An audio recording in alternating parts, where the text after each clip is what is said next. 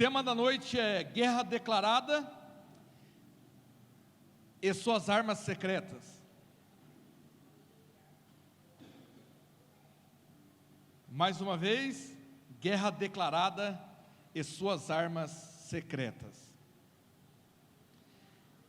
Eu vou estar lendo na NAA, então, de repente, algum sinônimo aí que troca, né, entre as traduções, mas sempre o contexto tem que ser o mesmo, porque a palavra de Deus é a mesma. Esdras, capítulo 4. Esdras, capítulo 4, versículo 1. A partir do 1. Quando os adversários de Judá e Benjamim ouviram que os que haviam voltado do cativeiro estavam reconstruindo o templo ao Senhor, Deus de Israel, aproximaram-se Zorobabel e dos chefes de famílias e lhe disseram: deixe-nos ajudar na construção, porque buscamos o mesmo Deus que vocês buscam. Já temos oferecido sacrifícios a Ele desde os dias de Esar-Adom, rei da Síria, que nos fez vir para este lugar. Porém Zorobabel, Jesua e os outros chefes da família de Israel responderam: vocês não têm nada a ver conosco na construção do templo do nosso Deus. Nós mesmos sozinhos vamos construí-lo ao Senhor, Deus de Israel, como Ciro, rei da Pérsia, nos ordenou. Então o povo da terra começou a desanimar. Diga comigo, desanimar. O povo de Judá começou a desanimar, o povo de Judá, perturbando-o no trabalho de construção. Olha aí, versículo 5. Contrataram conselheiros para frustrar o plano deles. Fizeram isso durante todo o reinado de Ciro, rei da Pérsia, até o reinado de Dário, rei da Pérsia. Amém? Até aí por enquanto, depois vamos ler outros textos. Então, de fato, existe uma guerra declarada. Todo mundo sabe que existe uma guerra declarada, e isso vai se cumprir até onde a palavra de Deus está dizendo textualmente que vai se cumprir. Armagedon, Gog, Magog, e nós temos uma luta então no mundo espiritual, que é declarado, e também é no mundo físico. Assim como Deus usa os seus filhos para cumprir o seu propósito, o inimigo também usa o ser humano de alguma forma para atrapalhar o propósito de Deus na sua vida.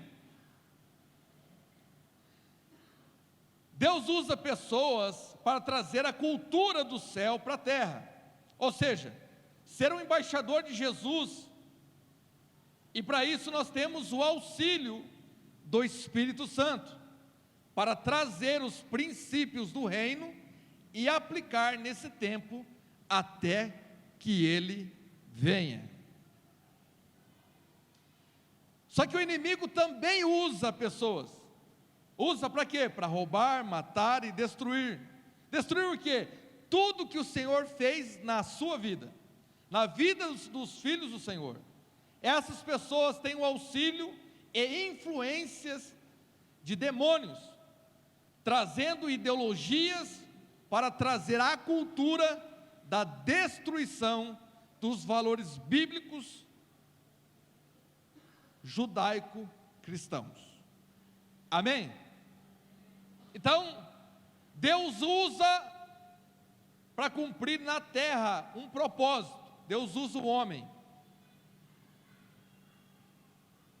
O diabo vai lá e usa o homem também.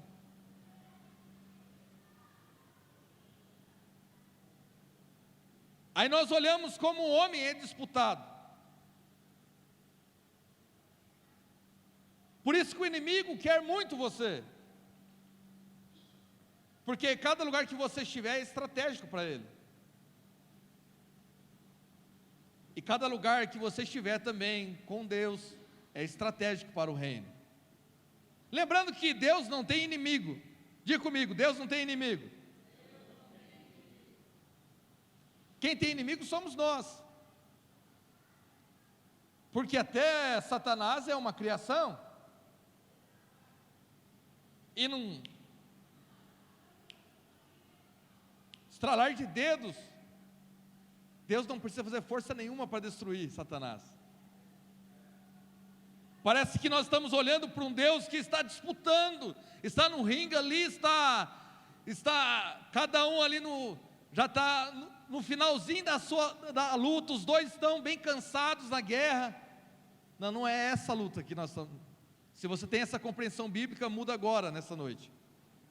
A compreensão é que Deus não tem inimigo.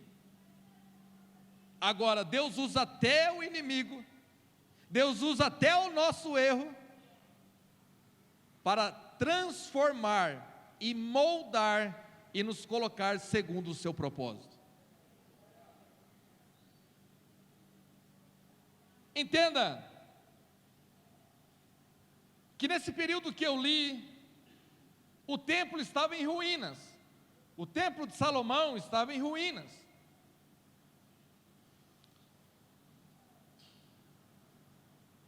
E eles vão reedificar, eles vão levantar o templo. Estava com a ordem para fazer isso. Reedificar, restaurar o templo, as muralhas. Jerusalém estava em ruínas. E é interessante que lemos no texto que o inimigo quer trabalhar também. O inimigo quer também estar na construção. Mas nós sabemos o motivo do inimigo também querer estar.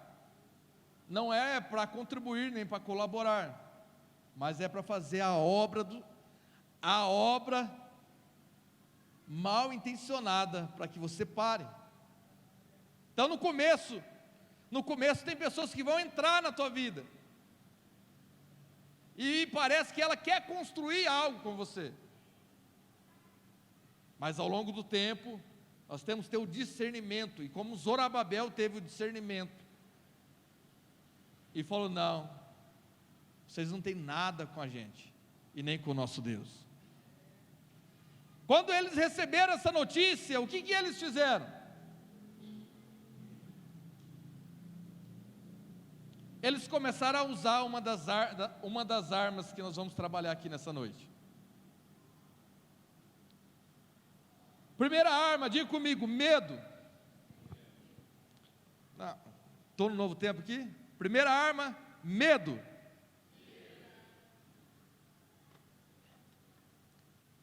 Primeira arma, medo. Então essa é uma arma secreta que o inimigo usa contra nós.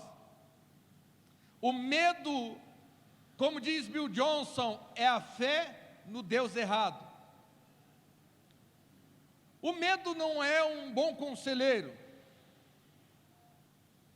porque vai tirar da equação aquele que te fez a promessa.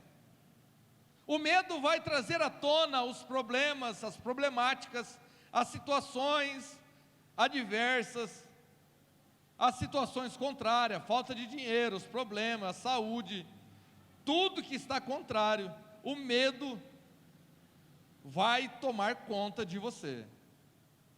Só que ele esquece, o medo nunca coloca na equação o Deus que promete. É o Deus que é fiador da sua palavra. Sabe, você vai locar um imóvel. Você vai locar um imóvel, precisa de um fiador. Que esse fiador está entrando em garantia, está dando um imóvel, está dando em garantia algo que, se o morador que alugou o imóvel não pagar, eu assumo a responsabilidade. Assim é o nosso Deus. O nosso Deus, se Ele prometeu, quem é fiador da sua palavra, é Ele. E Ele deixou como penhor o Espírito Santo. Ele deixou como penhor o Espírito Santo. Ele não deixaria o Espírito Santo em nossas vidas, se Ele não soubesse e não garantisse a sua própria palavra. A palavra de Deus diz que Ele zela para que a sua palavra seja cumprida. Então o medo tira os nossos olhos de Jesus e coloca na circunstância alheia e adversa. Vamos lembrar que Pedro estava pescando, lembra dessa passagem bem conhecida? Só que nesse momento eles não estão pescando, Jesus manda ele atravessar do outro lado do barco, ele, os discípulos, e daqui a pouco vem um vento contrário, e Jesus está orando, e daqui a pouco Jesus vem sobre as águas, todos com medo. Viu Jesus ou viu um fantasma?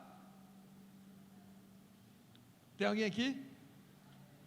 Todos viram Jesus ou um fantasma andando sobre as águas? Viu um fantasma. Então olha só, o poder que o medo traz à nossa compreensão do que realmente está acontecendo.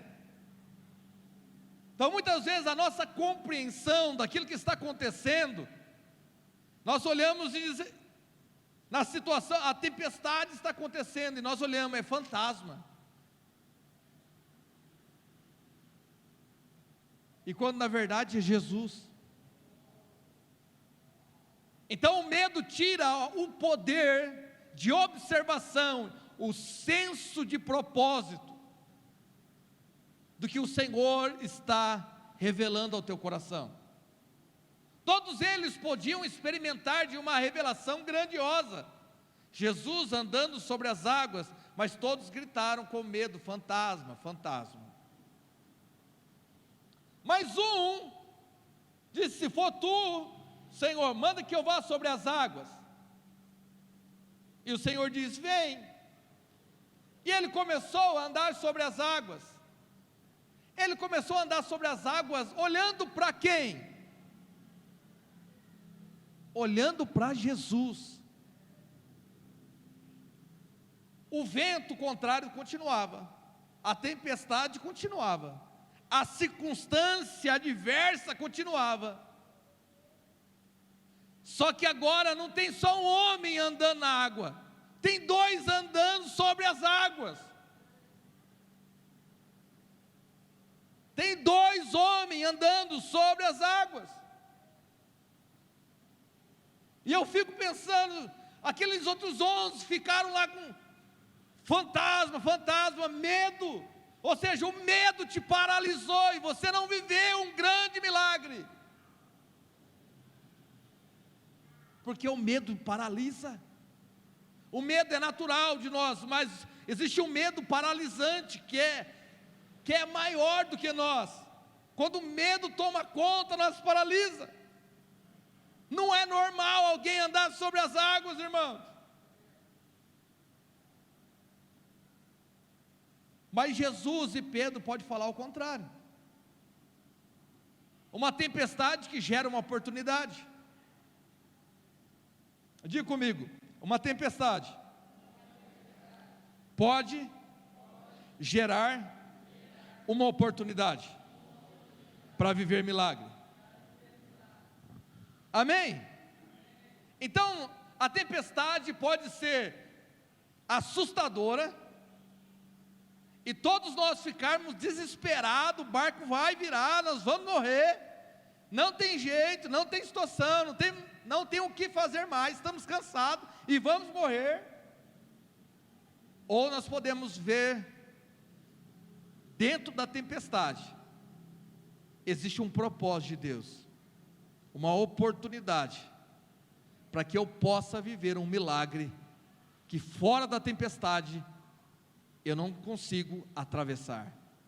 Entenda uma coisa: se o Senhor coloca uma tempestade, é para você viver um milagre, porque fora da tempestade, você está com os olhos tranquilos, você está com o coração tranquilo, você está com a fé tranquila.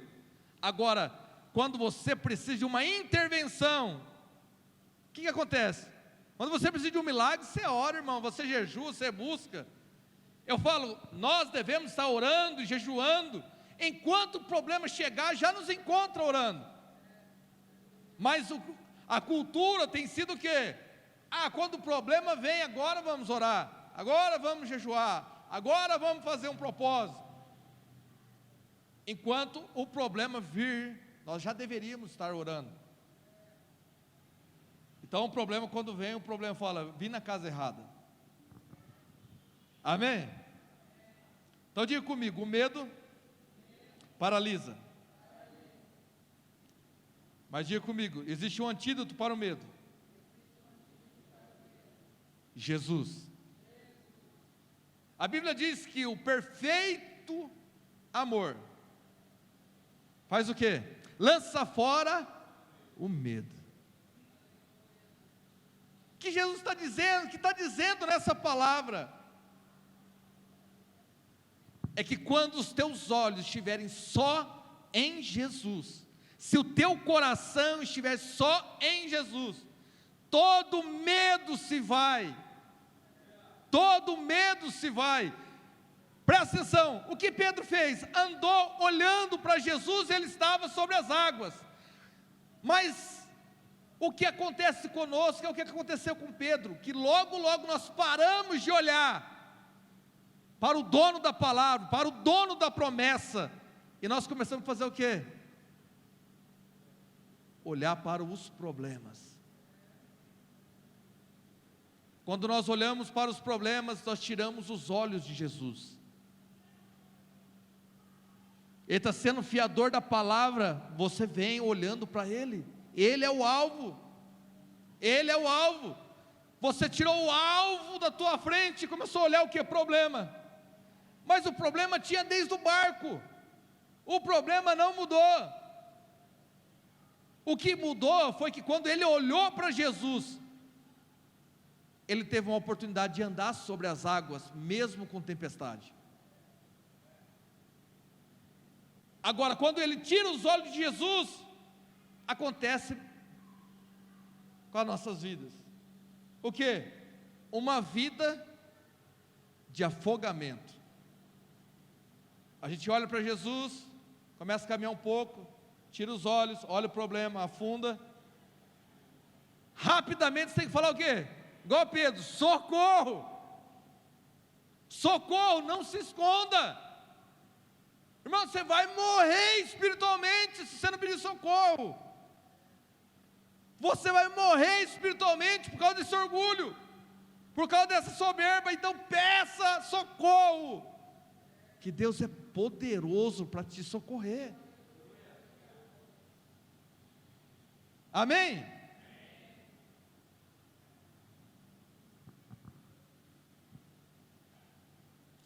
Então nós temos que ter algumas coisas resolvidas dentro de nós. Duas coisas.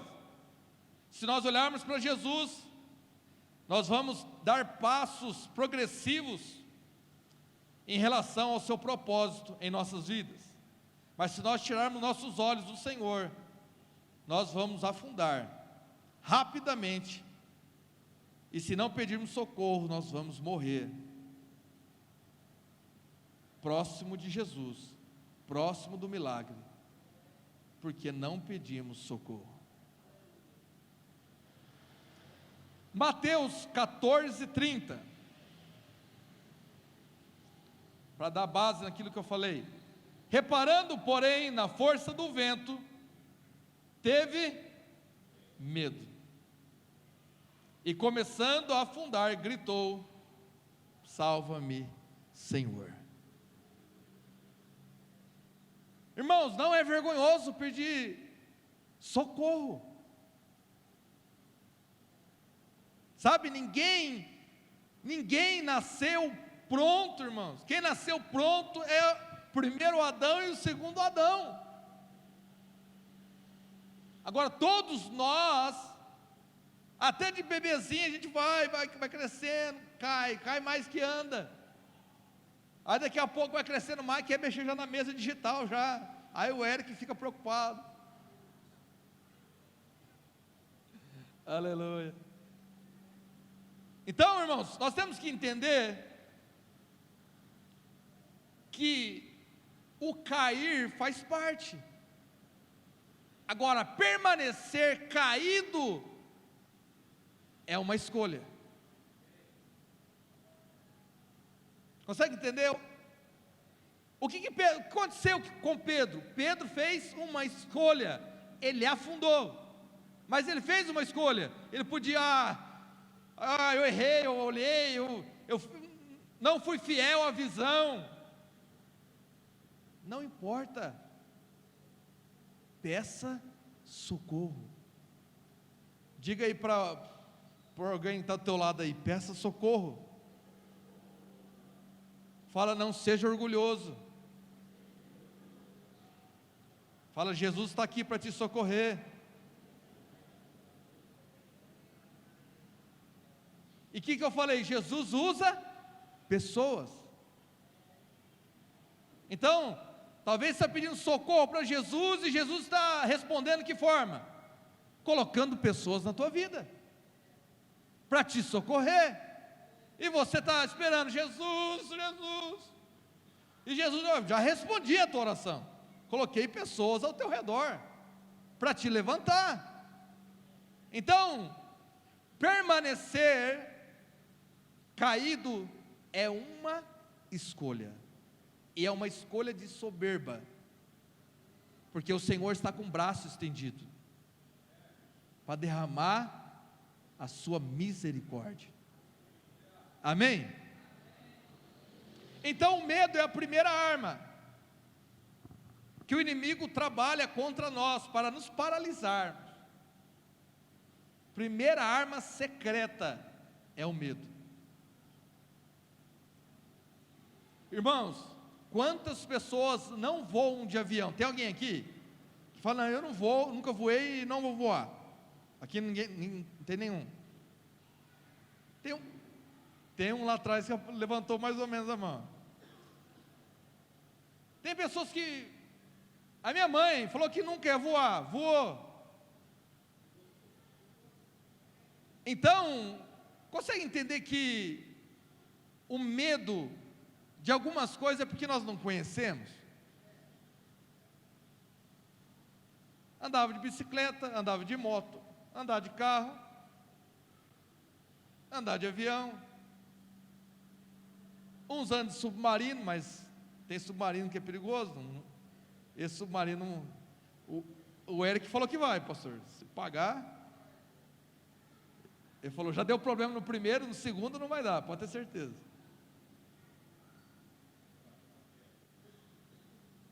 Amém? Então o medo, tem um medo paralisante. O medo de abrir uma empresa. Quantas empresas estão sepultadas no teu coração? Porque você colocou nem dinheiro eu tenho, se eu tiver o dinheiro é contado. E se dá errado? E se dá errado? Irmãos, é Deus falando conosco, irmãos. Sabe que muitas vezes o ímpio prospera? É porque muitas vezes ele não liga para o nome dele. Então ele vai lá e assume, e vai e enfrenta problemas. Então ele não liga para o nome, nós ligamos. O nosso nome é importante. O nosso nome é importante. Você tem que ter isso convicto no teu coração. Teu nome é importante. Tem que ter credibilidade. Agora, o que não pode é o teu nome estar acima da vontade do Senhor. Se o Senhor quer que colocou no teu coração um desejo de uma empresa e age com medo, o que você não pode agir é fora do tempo. Agora, Agora, já estudar, já planejar, e você está fazendo comportalmente, você está se comportando da forma que você ora. Oração, orar com ação. Então, orei e estou me comportando, já estou estudando sobre isso, já estou vendo, já conversei com fulano. Isso pode durar 1 ano, 2 anos, 6 anos, mas você já está se comportando. Então, muito mais do que a bênção vir, é estar preparado para a bênção. O que eu mais olho na igreja nesse período é: vamos orar, vamos orar, vamos orar. Aí quando tem oração, poucas pessoas vêm na oração. E quando vem na oração, Deus manda o milagre. Só que nós não estamos prontos para o milagre. Porque Deus é a nossa entrada, é a nossa saída. Então, ou seja, entrando ou saindo, o nome do Senhor tem que ser glorificado. Você tem que saber entrar em situações e saber sair em que o nome do Senhor seja glorificado.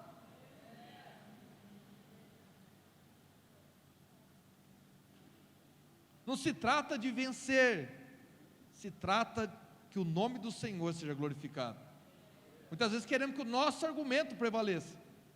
O que tem que prevalecer é que o nome do Senhor seja glorificado. Segunda arma, diga comigo: desânimo.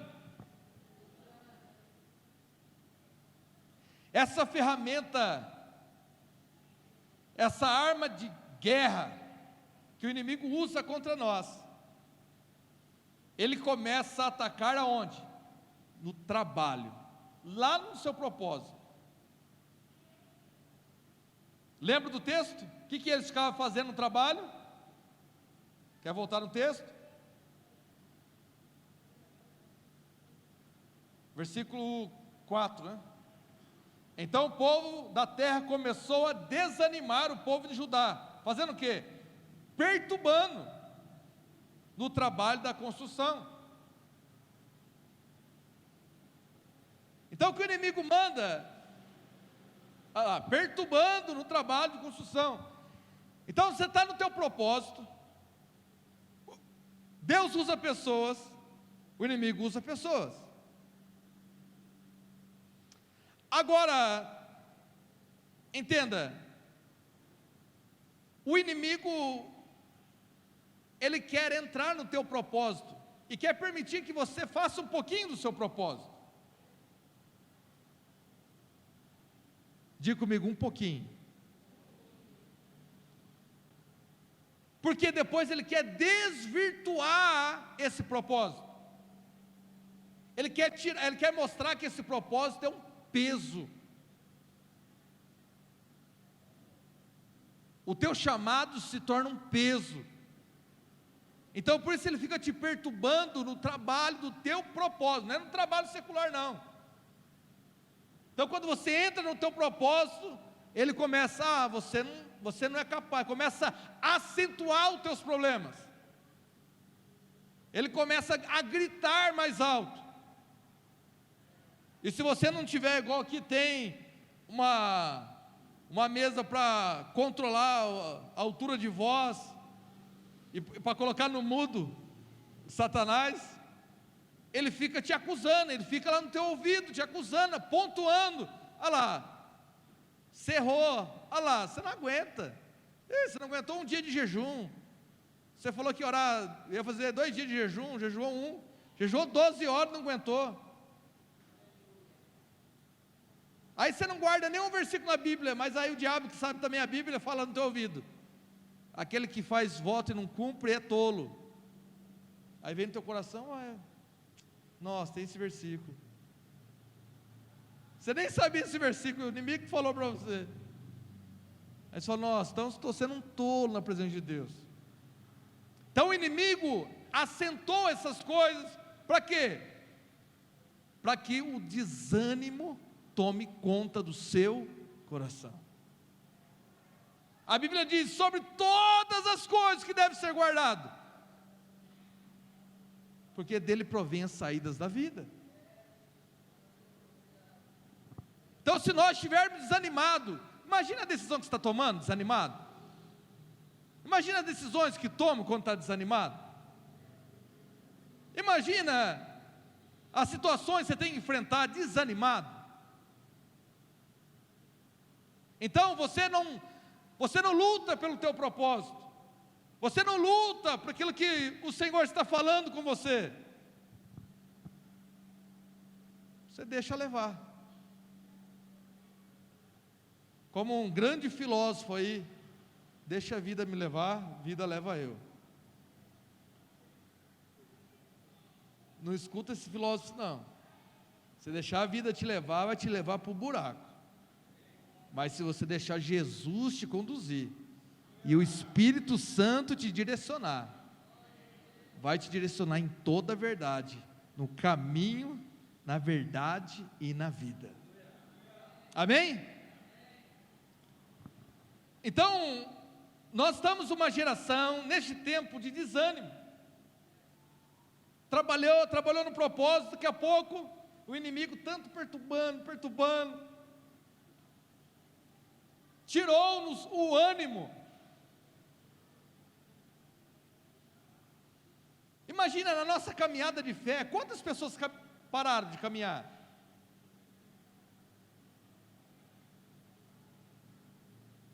Imagina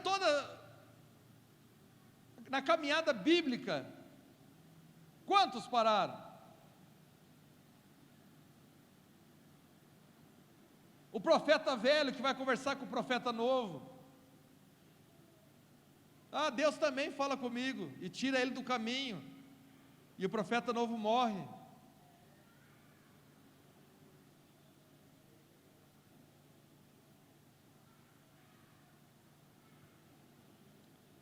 Será porque Elias escondeu numa caverna? Elias, o grande profeta, o profeta que ficava esperando soldados vir buscar 50 soldados, um destacamento militar para buscar um homem. Ele nem olhava direito, que o fogo do céu vem e consuma você e seus 50. Puf. Você imagina isso, irmão? 50 vidas consumidas. E não foi só uma vez, veio o segundo destacamento também. E se o terceiro não pede pela minha vida, não faça isso. Ele fala: segundo a minha palavra não vai chover. E Deus vai lá e sela, pum. O céu fecha. 3 anos e pouco, sem nada de chuva. Olha como ele tinha autoridade na terra, que Deus deu para ele. Aí daqui a pouco ele ora para chover. Demorou um pouquinho mais essa oração, mas choveu. Acabe, corre. Acabe, depressa. Porque eu ouço barulho de muita chuva.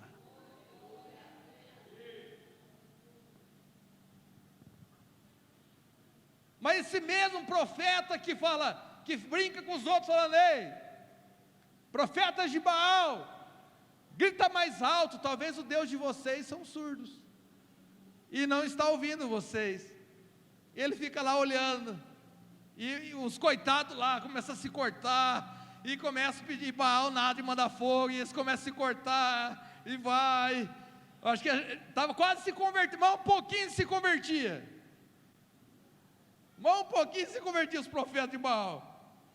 Se Elias faz um apelo ali, eles vinham tudo para lá de cá, do local, vinha tudo para cá. Rapaz, naquela hora começou a se cortar, não dava, não tem como, não responde. Imagina, um homem só rindo, vendo aquela situação. Olha como ele se garantia com Deus, irmãos. Olhando, brincando, grita mais alto. Vocês estão agora, eu imagino ele, né? Vendo eles se cortarem. Daqui a pouco, para que isso? Daqui a pouco eu vou matar vocês. Não faço o meu trabalho antes da hora, calma. Aí imagina os outros, né? Tá. Se o nosso Deus não respondeu, imagina essa situação. Se o nosso Deus não respondeu, o teu Deus vai responder. O que ele faz? Ele reconstrói, ele coloca novamente, onde as tribos, onde Israel estava desestruturada, as 12 tribos ele coloca em ordem, profeticamente. O que era mais valioso na época era a água. Estava 3 anos e pouco sem chover. E ele vai lá, os outros acham que era uma brincadeira. Ele não, ele está dando o melhor para o seu Deus. Joga água. Vai lá, busca mais água e joga. Você imagina os outros olhando? Os outros acharam que ele está brincando, ainda jogando água em cima. Irmãos, tem coisas que nem o inimigo sabe. Nem o inimigo está percebendo, e Deus está fazendo algo grandioso. Um profeta de Deus tem que saber e discernir o tempo e as estações. Enquanto os outros achavam que isso estava ridicularizando ainda mais ele, não, ele estava dando a primazia, algo de mais valor que existia naquele exato momento ao Senhor. Aí ele só falou: se tu és Deus de Israel, responde com fogo. Se a casa está em ordem,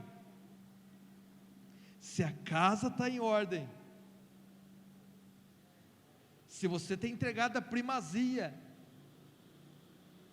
financeira e do teu coração, a tua vida, é uma oração, e fogo do céu vem com uma resposta. Você imagina os outros ficaram a manhã inteira e parte da tarde lá, daqui a pouco uma oração que faz, eles olhando, coitado. Ele mata todos os profetas ali de Baal, o ápice do ministério de Elias.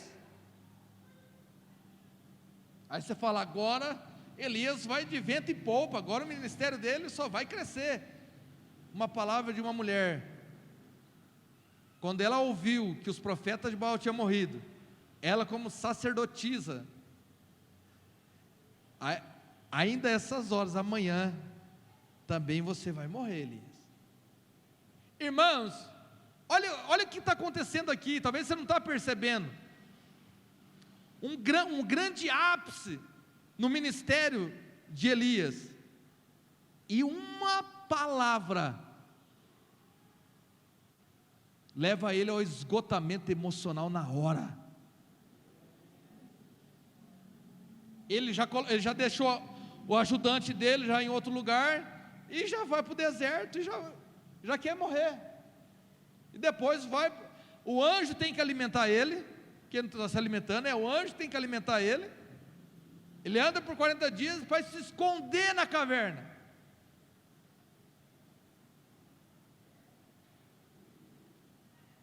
porque o desânimo faz isso. Você pode ter unção que for, você pode ter autoridade, você pode falar bem, você pode ser um eloquente, um erudito, você pode, enfim, ter networking,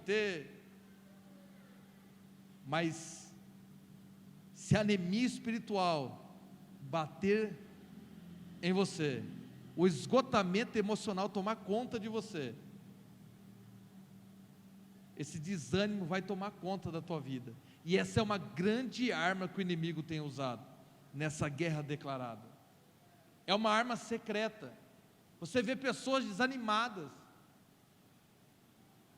Por que está desanimada? Porque hoje não temos mais contato com a Bíblia. Irmão, a Bíblia tem online, tem escrita pela NAA, ou seja, a tradução no dia de hoje, tem tantas traduções, só que a palavra é a mesma, para facilitar a nossa compreensão, mas nunca houve uma ausência de Bíblia como no tempo de hoje. Igrejas analfabetas biblicamente.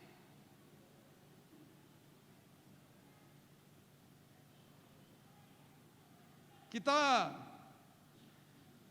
falando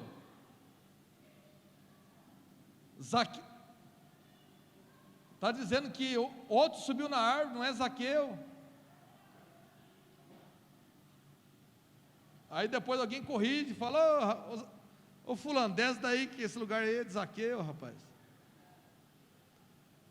Eu sempre falo que entre o profético e o patético é uma linha muito tênue, e nós temos que ter o discernimento do Espírito, para agir dentro daquilo que o Espírito Santo quer se mover.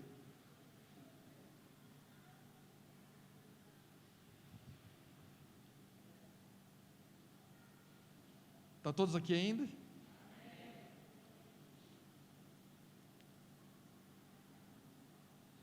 A estratégia do inimigo é até permitir que você comece o seu propósito, mas ele quer fazer com que você entenda que o teu propósito é um fardo enorme.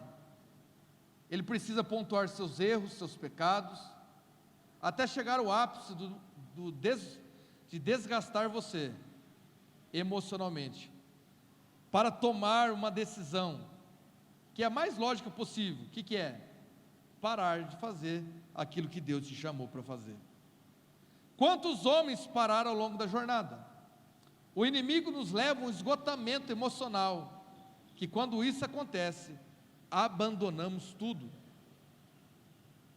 Ele deixa você começar a fazer, só que ele perverte na sua mente, e fala: isso está sendo pesado para você. Entre a necessidade e o propósito, você escolhe a necessidade.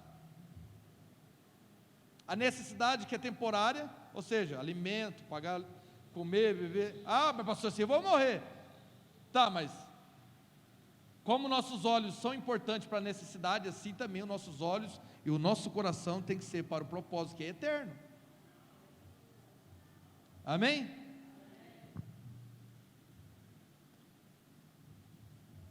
Então nessa guerra o inimigo não vai parar de usar essa arma.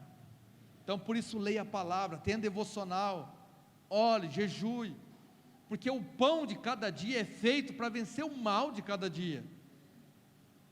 Como diz Gilberto Araújo quando veio aqui, que se você deixar o mal acumular, amanhã vai ser 2 mal, daqui a pouco vai ser uma semana de mal acumulado, que você não resolveu,